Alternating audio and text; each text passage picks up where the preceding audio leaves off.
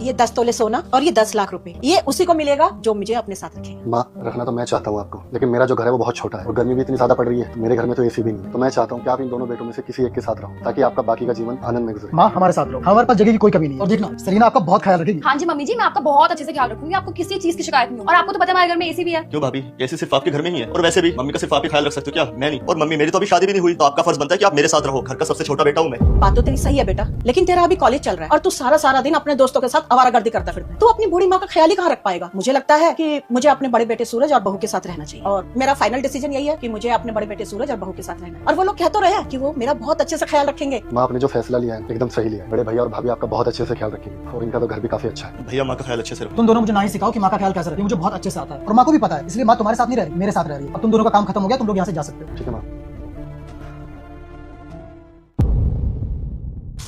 बुढ़िया, ये ले तेरा सामान, चल बाहर निकल घर से। क्यों बहू, मुझसे कोई गलती हो गई? अरे मम्मी जी, गलती तो मुझसे हो गई है जो हमने आपको घर पे रख लिया। अब मैं आपको एक दिन भी बर्दाश्त नहीं कर सकती, ठीक है? बाहर निकलो मेरे घर से। ऐसा क्यों कह रही है बहू? क्योंकि जितने पैसे आपने दिए थे ना, उतने दिन आप इस घर में काट चुके हो। अब मैं आपको और बर्दाश्त नहीं कर सकती। और बेटा, मेरी जितनी जमा पूंजी थी वो तो मैंने सब तुम्हें दे दी। मम्मी जी, 10 लाख रुपए से और थोड़े से सोने से ना पूरा जीवन नहीं कटता, ठीक है? और मुझे और सूरज को अपनी पूरी लाइफ देखनी है, आपके चक्कर में नहीं पड़े रहेंगे हम यहाँ पे। बेटा, मैं कहाँ जाऊंगी? अरे कहीं पे भी जाओ, मुझे कुछ नहीं पता।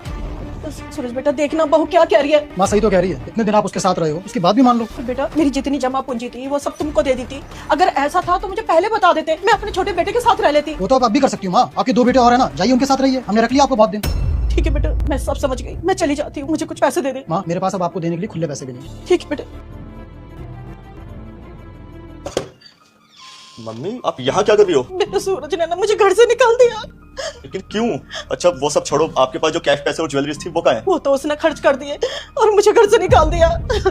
बोला जितने पैसे गोल्ड दिया था ना, उसमें इतने दिन ही तुम मेरे पास रह पाओगे। तो बेटा, मैं तेरे साथ रह लूं? माँ, आप मेरे साथ कैसे रह सकती हो? आप ही ने तो बोला था ना कि मेरे कॉलेज के दिन चालू है और मैं दिन भर आवारागर्दी फिरता रहता हूँ दोस्तों के साथ में, तो मैं आपका कहाँ ही ध्यान रख पाऊंगा? तो सही तो कहा था ना आपने। और माँ, खुद मेरे ऑलरेडी इतने ज्यादा खर्चे हैं, तो मैं आपका ध्यान कहाँ ही रखूंगा?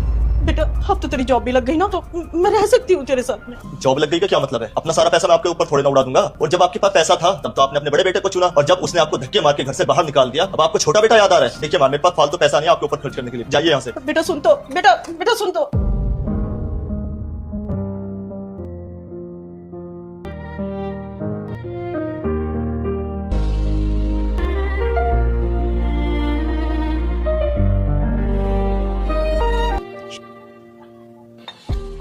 साक्षी, माँ आई है।